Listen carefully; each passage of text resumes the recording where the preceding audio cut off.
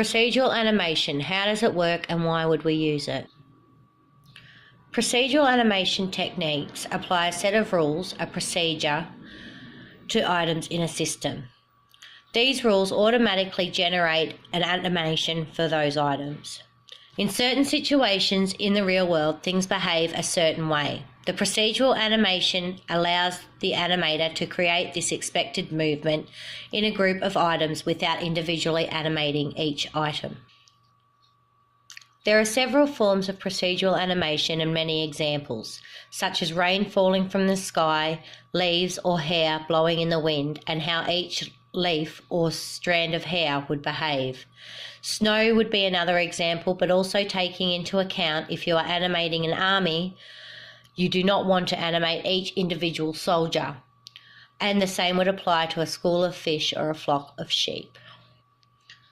Depending on the real-world behaviour we are trying to produce, for example, wind-moving items such as leaves around, we must specify the attributes of the items, so for example their weight, and also specify the attributes of the wind, the gravity or the ocean, depending on which procedure we want, and we would specify the direction, force, knots and any other parameters. We then combine the objects and their attributes with the procedure, in this case the wind and its attributes. This then gives us the final animation. Part 2, utilising procedural animation in my own project. My project starts with a mother going to the park with her 3 children for a picnic. When they arrive at the park, the children want to go and explore the gardens, with the youngest child hoping to find elves, pixies or fairies.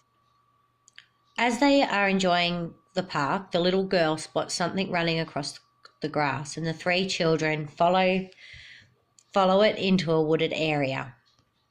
They then see a pixie running into a shrubby area. The children follow and look at it, and they see a pixie who actually sees them as well and gets a huge fright and disappears completely. The children then get excited and run back to tell their mother what they saw. The viewer experience I want to achieve is to allow the viewers to see the magical character that the children are chasing.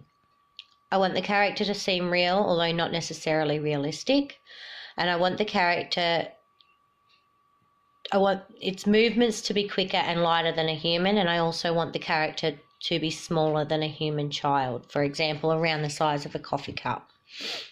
Procedural animation techniques will certainly assist my project, especially with anatomical procedures such as the movement of the pixie, running, jumping, but it'll also assist with natural surrounding objects as well, such as leaves moving, the wind blowing through the pixie's hair as it's running, any dirt or rocks or footprints that the pixie may leave behind will also be part of that as well.